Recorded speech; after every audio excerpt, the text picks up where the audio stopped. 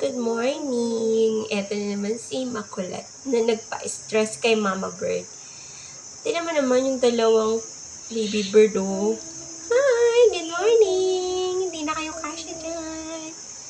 Eto na pala yung last nila dyan sa kanilang pugad. Hi, Mama Bird! Good morning! Yan na naman si Mama Bird na tinitig na naman sa akin. Ayan. Tapos lumipad na pala sila. Yung isa nawala na agad. Nakalipad na agad yung isa. Itong isang baby bird na iwan. Kaya, ayan. Videohan ko. Video time. Pero nagwawala na si Mama Bird dyan. Ayan siya, oh. Siguro, stress na sa akin to si Mama Bird. Sorry na sobra lang akong naami sa inyong mag-ina. Ayan. Tignan natin pa. Kasi na siguro ito yung pinakabunso. Dalawa na lang silang natira pero nakakatawa. Pwede na sila lumipad. Ang cute-cute niya. Ayan. Medyo mahina pa siya. Yung isa, bilis sa kalipad eh. Ayan. Tingnan natin. Ayan na si Mama Bird. Paikot-ikot sa akin.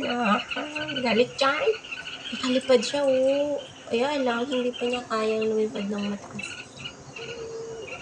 Andyan, damputin natin. Pero si Mama Bird, palipat-lipat sa akin. Hindi naman niya ako tinutuka. Pero lipat-lipat. Fearless talaga to si Mama Bird. Grabe. Oh, ito na. Hindi ka naman kukunin yung baby mo. Oh. Hala! Ayan na, lumipad. Hala, lumabas. Pero kinuha ko pa rin siya doon sa labas kasi takot ako baka matsagasaan. Hindi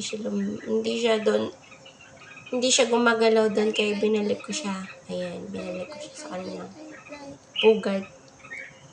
Tapos nakita na naman ni Mama Bird parang, halika na, lumipad ka na, tinuturuan. Tapos, wala pa din.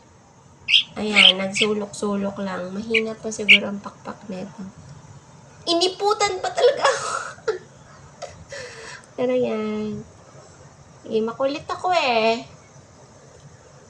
Makahayop ako eh. Mahilig ako sa hayop. Mahilig din ako sa ibon, pusa, aso. Ahas lang ang ayaw ko. Yan. Narinig na yan ni Mama Bird. Andiyan na si Mama Bird. Ayan. Oh, sabi ko, eto na, anak mo, Lagay ko siya dyan, Lagay ko. Oops. Ayan. Pagkalagay ko dyan, lumipad na naman. Hindi ko na nakita. Yan na lang ang last picture. Bye-bye!